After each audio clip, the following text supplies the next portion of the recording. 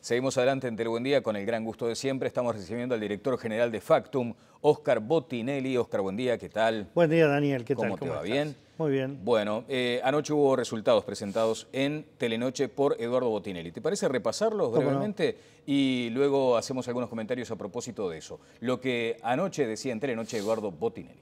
La pregunta es, el 30 de noviembre se realiza la segunda vuelta o balotaje entre estas dos candidaturas. ¿A qué fórmula presidencial votaría? Vázquez Sendic 52%, Lacalle Larrañaga 37%, el voto en blanco y anulados es 6% y hay un 5% que permanece indefinido hasta el momento. Veamos ahora cómo ha sido la evolución que hemos tenido entre la encuesta anterior y esta. Vázquez Sendic se mantienen igual en 52%, hay un crecimiento de 1 punto de Lacalle Pou y Larrañaga. Aumenta el voto en blanco y anulado de 4 a 6 puntos, es decir, crece 2, y bajan los indefinidos 3 puntos, es decir, los indefinidos bajan y se colocan 2 puntos en el voto en blanco anulado y 1 punto que aumenta Lacalle Pou Larrañaga. ¿Cómo se compone el voto a cada uno de las fórmulas presidenciales? El 52% de intención de voto a Vázquez, el 47% son votantes del Frente Amplio el 26 de octubre, hay 1 punto que son votantes del Partido Nacional en octubre que hoy se inclinan por Vázquez, hay 1 punto de colorados que prefieren a Vázquez y un 3% de otros, es decir, que votaron a otros partidos o incluso algunos que pueden haber votado en blanco o anulado. Veamos cómo es la composición de este voto para Lacalle Pou Larrañaga. En los Frente Amplistas no está captando ahora, que en la medición anterior había 1 punto, estos son movimientos mínimos que se producen. 27% de blancos, o sea, votaron al Partido Nacional en octubre, 27 puntos de los 31 que obtuvo. Hoy se inclinan por Lacalle Pou, 9 de los colorados y 1 de otros. Lo que decía Eduardo anoche en Telenoche. ¿Comentarios, Óscar?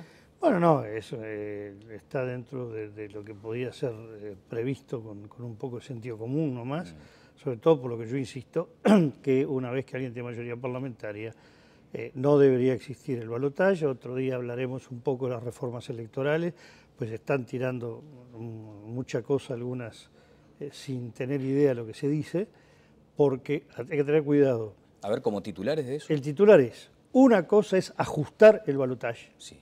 Y otra cosa es cambiar radicalmente el sistema para poner un sistema completamente diferente. Es decir, si alguien tiene 10 puntos de ventaja, ya es elegido presidente, se sale del actual sistema y se va a un sistema totalmente distinto, con objetivos diferentes, con principios politológicos y electorales diferentes. No es un ajuste, es una reforma tan radical como la que hubo en el año 96. Ajustar es decir, bueno, cuando alguien tiene mayoría, cuando alguien tiene la mayoría de los votos válidos, no hay balotaje. Eso es un ajuste. Cuando se dice que hay que cambiar las reglas, se dice vamos a hacer una reforma totalmente radical que no tiene nada que ver con lo actual.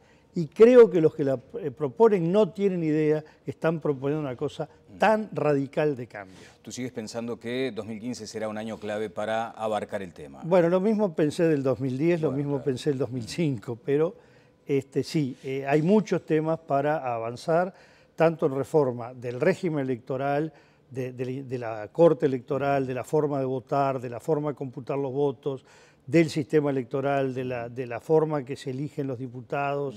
Es decir, hay mucha cosa tela para cortar. Una pregunta de forma. A esa mesa, además de los integrantes del sistema político, ¿quiénes más se deberían sentar? Bueno, yo creo que mucha gente, digo, por lo pronto el sistema político, gente que a nivel universitario maneja el tema sistema electoral, maneja el tema derecho público, más o menos por ahí, y bueno, y gente obviamente de la justicia electoral, ¿no? Bien, bueno, vamos a repasar algunos aspectos que han tenido que ver con este año de ciclo. ¿El ciclo es largo, Óscar? Excesivamente largo, excesivamente largo. ¿Y por dónde se abrevia? Bueno, hay un tema con las internas que fue un injerto no pensado de lo que iba a alargar, y que además nadie vio que presidencializaba in extremo la elección, y las elecciones departamentales, que a mi juicio hay 2 soluciones que tienen que ver con lo que se aplicó acá y se aplica en el mundo. O se hacen sincrónicamente, simultáneo en el tiempo, pero no quiere decir que estén una vinculada con la otra necesariamente, o se separan bien. Se hace a los 2 años, 2 años y medio, pero esto de seguir hasta mayo es un estiramiento del ciclo electoral. Bueno, el otro día todavía comentaban o agregaban, añadían a este debate lo de la elección de medio tiempo, como en los Estados Unidos. Bueno, no, pero en general estaban hablando de elección de medio tiempo referida a la departamental. Claro. No de elegir parcialmente el Parlamento, pues entonces ahí la reforma es ir a un sistema que Uruguay nunca conoció en sus casi 200 años de vida. A veces se tiran ideas. Hay un problema que fue parte de muchas fallas de la reforma 96. A ver. Cada pieza que se toca, se dice esto produzca este efecto. Pero cuando todas las piezas forman una máquina y una saca una pieza, el efecto es completamente distinto. Claro. Entonces hay que tener mucho cuidado con el engranaje. No se puede hacer una reforma sin haber hecho un plano antes. Y la reforma 96 es como esas casas de balneario, que uno hace una pieza, le pone un baño, después dice la cocina la ponemos atrás, después otro dormitorio atrás. Cuando terminó la casa hay que pasar por la cocina y el baño para ir de un dormitorio al otro. Bueno, esa fue la reforma 96. Bueno, así que aquello del impulso y su freno, ¿no? Porque hay mucho impulso reformista, pero hay que tener sí, por lo menos hay que tener cabeza para que se haga una cosa armónica. Bueno, decíamos, entre la noche del 1 de junio, allí culminaron las elecciones internas, y la del 26 de octubre hubo muchos movimientos notorios, notables en la sociedad, se generaron impactos. En particular, tú específicamente has mencionado uno, la noche del 1 de junio, con ese sacudón y la elección de un candidato a la presidencia de 40 años. Claro, el tema es el siguiente. A ver, todavía está muy sobrecaliente la elección del 26 de octubre y se oyen comentarios que es como cuando dice en el momento que se acaba de cobrar un penal, que es lo que grita la gente. Entre el 1 de junio y el 15 de julio, en este país no hubo ninguna encuesta. Y sin embargo fue cuando más impactos políticos hubo. Y es interesante esto. El 1 de junio votó la tercera parte de los uruguayos. 2/3 no votaron. Y el impacto político que se generó, como si ese tercio representara a todo el país. La calle Pou, en términos de votos, ganó muy ajustado sobre la Reñaga, 1,4% de todo el electorado. Claro, mirando el tercio que votó y el Partido Nacional, qué distancia que sacó. Y en Uruguay vino un fenómeno que hay que analizarlo, trascendió la política, que fue, ahora viene la renovación generacional. Se terminó la gerontocracia de este país, se van a matar a los dinosaurios, estamos por ahí. No sé si cola larga con la chica, pero andamos los dinosaurios, porque ahora cambió todo en este país. Y esto se sintió no solo en materia de candidaturas, sino además se veía en las empresas, se veía en el mundo académico, se vendía en todos los terrenos que uno veía en Uruguay. Esos días se hablaba, esos días y las semanas siguientes. Ahora hay que cambiar, ahora vienen los jóvenes, se terminó esto, ¿no? Ya no hay lugar para los mayores o los viejos. ¿Y qué sucedió? Entonces, uno de los impactos políticos fue la fórmula presidencial del Frente Amplio. Frente Amplio venía, ¿qué mujer iba a vicepresidente? Salvo Sendic, que él venía corriendo por su cuenta de largo tiempo, promocionando su candidatura, pero se hablaba de una mujer, la discusión ¿cuál? Mónica Xavier, Lucía Topolánqui, salía Marina Arimendi, salían hasta 9 nombres. Y de repente no, hay que buscar a alguien joven. Presentando a Sendic un poco más joven de lo que era, pues realmente tiene 12 años más que la calle Pou y es prácticamente la misma edad de Bordaberry. Y está en la generación donde está todo el pelotón político uruguayo. Pero el propio Frente quedó choqueado con que hay que salir a disputar la juventud. Y la idea de que había un fenómeno nuevo, que el lenguaje político había cambiado, que ahora ya Vázquez incluso un poco descolocado porque se magnificó la edad de Vázquez. Cómo en este momento, esta renovación fenomenal, el Frente va a presentar un candidato de 74 años que va a tomar la presidencia si ganaba con el 75. Bueno, esto fue un fenómeno que sale de un resultado de elecciones donde participa 1 de cada 3 uruguayos. Digo, esto es muy importante porque a veces se ha oído, las encuestas crean un escenario, las encuestas no crearon nada. Acá se leyó el 1 de junio como si fuera la verdad revelada, de un cambio radical en el país. Y esto fue acentuado porque hubo un congelamiento político entre el Mundial claro. y el último gol de Colombia. Bueno, ¿no? Claro, cuando quedamos afuera con Colombia. Claro. Y ahí es cuando los políticos empiezan a decir, al diablo, hay que reanudar la campaña electoral. En ese momento hablaban en voz baja, claro. Igual se tarda prácticamente una semana para que realmente se pongan los motores en marcha. Y en principio que se reanuda con aquella con aquello del 1 de junio. Con esa muestra. Claro, con el impacto, el shock psicológico, el 1 de junio se reanuda y es cuando es interesante, en la encuesta Factum, en realidad la encuesta Factum nunca marcó caída del Frente Amplio. Este es un dato que es importante marcarlo porque uno lo decía en el momento y a veces no se oía. La encuesta Factum lo que marcó fue, uno, un congelamiento del Frente Amplio desde septiembre del 2010 hasta cerca de la elección, era una banda del 41 al 44. Siempre insistimos en esa banda. Sí. A veces estaba más abajo de la banda, a veces más arriba. Y segundo, sí, lo que se notó que el impacto Vázquez que se esperaba, que apenas aparezca Vázquez, el Frente Amplio pega un salto, no se había dado. Pero fue eso, no que el Frente caía, en nuestra encuesta, ojo. Los colegas daban una caída del Frente Amplio, claro. Nosotros no.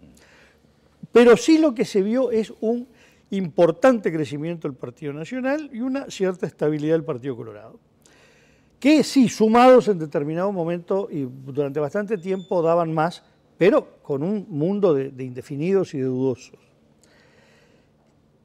Hay una inflexión en la campaña electoral cuando a fines de julio ya Vázquez, que estaba muy enojado y muy crispado, se va unos días a La Paloma y vuelve siendo aquel Vázquez calmo, tranquilo, cálido con la gente, pero frío en la estrategia. Claro que hubo gente que no lo entendió porque decían esta parada técnica en este momento... La parada técnica fue determinante. Fue determinante. Cuando uno dice, no, me borro unos días, limpio la cabeza, me calmo y vuelvo. Y ahí el Frente Amplio empieza a remar mucho mejor. Pero además lo que se va notando es un agotamiento de ese impulso del 1 de junio, que claramente lo notamos en el mes. Primero, el Partido Nacional crece, y después se estabiliza. Estuvo 3 mediciones consecutivas estable.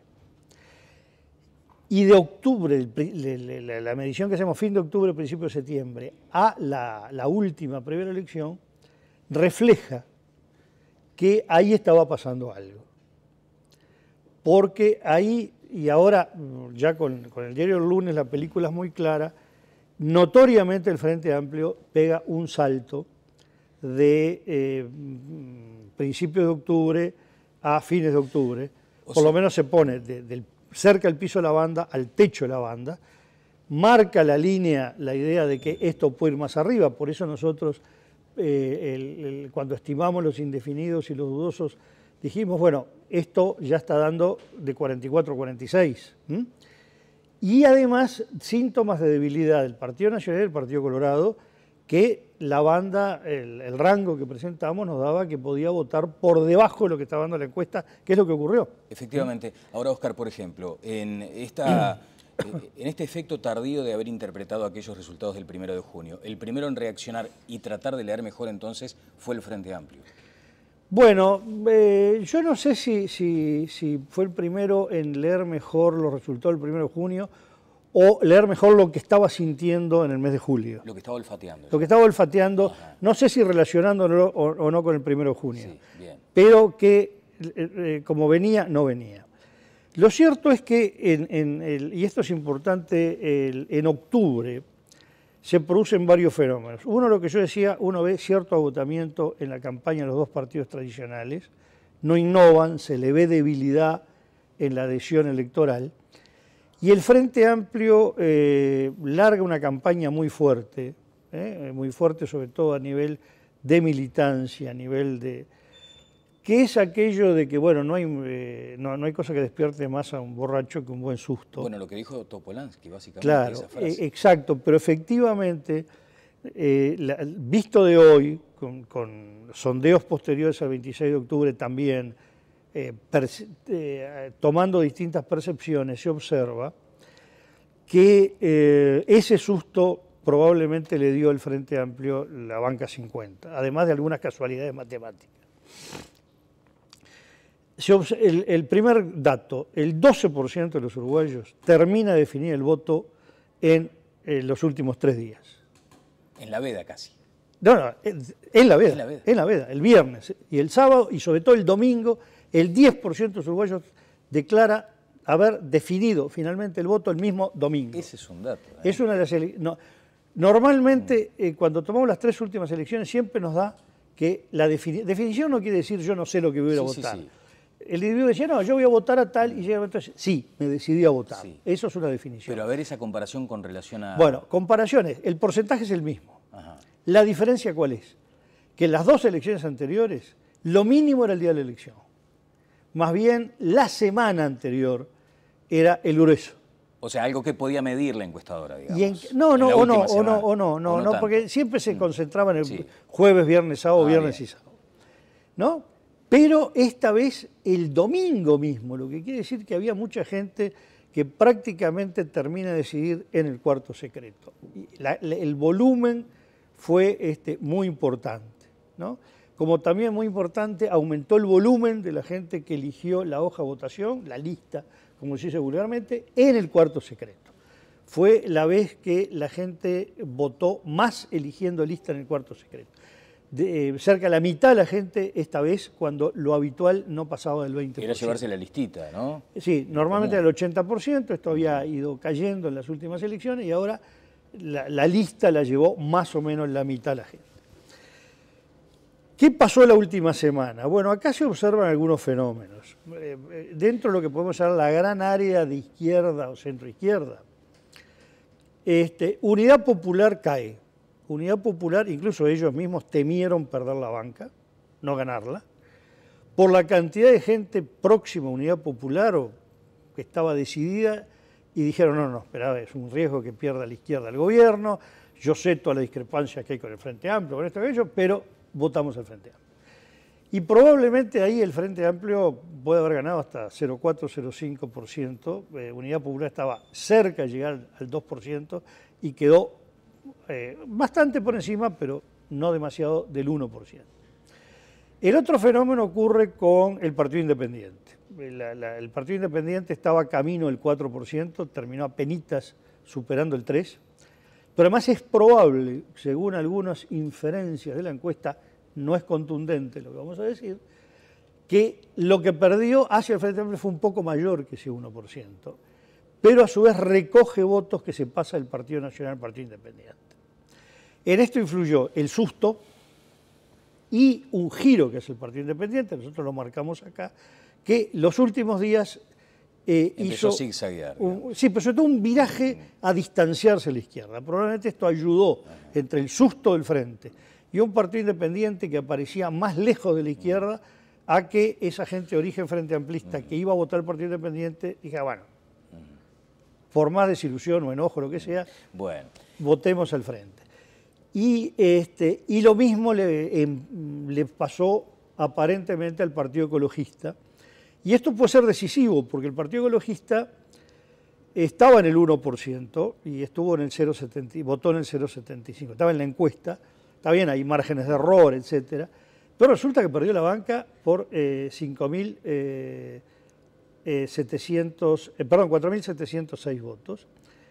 Y lo cual, esa pérdida puede haberle hecho perder la banca, y esa es la banca 50 que gana el Frente. Bueno, entonces, es muy interesante cómo los juegos de último momento, por eso la campaña electoral no se termina hasta que se cerró la última urna o la última puerta de un circuito, y efectivamente esa pelea que da el Frente Amplio hasta el último minuto, ese rascar la olla, para conseguir lo último que quedaba, da la impresión de que fue la base del cambio que se produce finalmente. Está bien. Óscar, le disparamos al autobombo, pero en este caso es en virtud a tu análisis. Esta nota queda colgada en mi canal de YouTube, también en la página de Factum, porque hay que escuchar con detenimiento. Acá hay mucha información, inclusive para decodificar, ha sido un análisis profundo. Vayamos al momento actual, a la fotito del día de hoy ahora.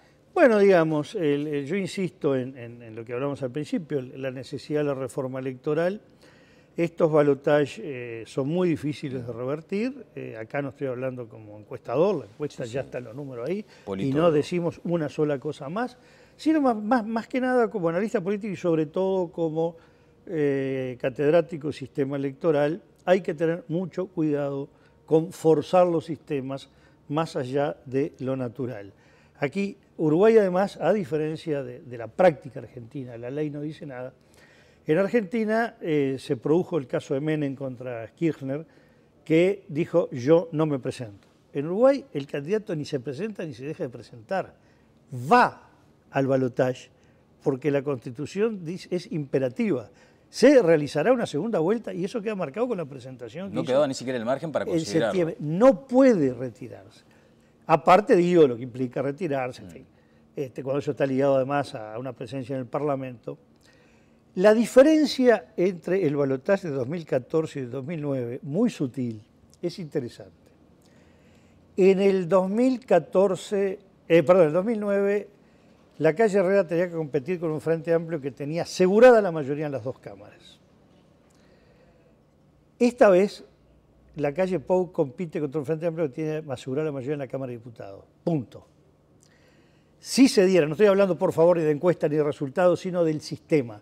Si se diera un resultado al revés, Partido Nacional más Partido Colombo más Partido Independiente, si hicieran un acuerdo, sumados más el vicepresidente de la República, tendría mayoría en el Senado y se daría un fenómeno insólito, que es que Uruguay tendría mayorías diferentes en las dos cámaras. Esto va contra la lógica del sistema uruguayo y nunca fue pensado. Y reconozco, nadie, ni nosotros que analizamos muchísimo, nosotros, quiero decir, los que estamos en el mundo académico estudiando los sistemas, nunca percibimos que podía darse, aunque sea en el plano teórico, la posibilidad de mayorías distintas en las dos cámaras, cuando el sistema uruguayo es definido como de bicameralismo perfecto. Claro. Las dos cámaras tienen entre los partidos exactamente la misma composición dentro de la proporción que puede haber entre 30 y 31 es un y 99. tema de alta complejidad y muy profundo, pero un título para el impacto que tendría la ciudadanía, el ciudadano común y corriente respecto a esta hipótesis que tú estableces. No, la hipótesis sería en una elección mucho más reñida que esta.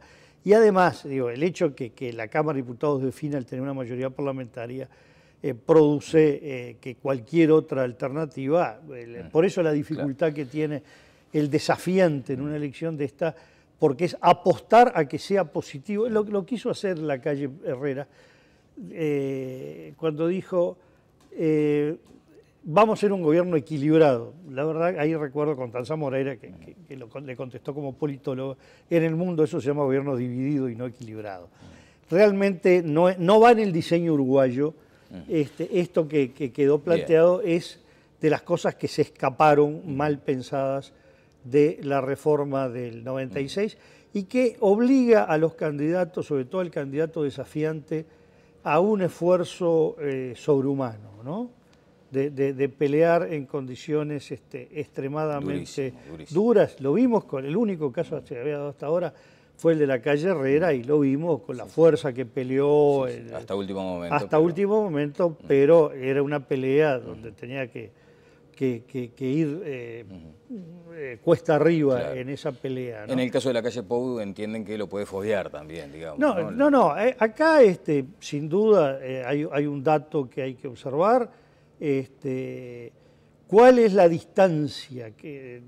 Manejemos la hipótesis que termine ganando Vázquez, que es lo que está dando la encuesta, un poco lo que la gente maneja como una especie de sentido común, pero no es lo mismo que Vázquez termine ganando por 4 puntos a que gane por 14, ¿no? Es decir, sobre todo, no tanto para Vázquez, ni para el Frente, para la calle Pou, la magnitud de la diferencia es muy importante para su futuro político, para su liderazgo, para la fortaleza de su persona. Yo creo que ese es un dato importante que va a haber que atender. Sí, que ¿no? después deberá afrontar sus internas también, ¿no? Que se le plantea hoy ya como una asignatura que deberá atender. Bueno, después de la elección a todo el mundo se le plantean desafíos. El de Vázquez es gobernar, si gana, en un contexto completamente diferente a 2004. 2004 era el líder absoluto del Frente Amplio, hoy es un colíder, hoy tiene un expresidente de la República al lado de él no tuvo expresidente, porque los expresidentes eran blancos y colorados. Ese expresidente de la República, digo, hoy es presidente, el futuro expresidente de la República, va a tener el dominio absolutamente directo de 24 de los 50 diputados del oficialismo, del Frente Amplio, de 6 de los 15 senadores, más si se suman los aliados, que hay que ver cuánto se cuenta o no, puede llegar a 30 diputados y a 10 votos de los 16 en la Cámara de Senadores. Por lo tanto, es un expresidente que además, a diferencia de Vázquez, que deja la presidencia y se retira, y los 5 años hizo intervenciones muy puntuales. Tabaquismo fue la más fuerte.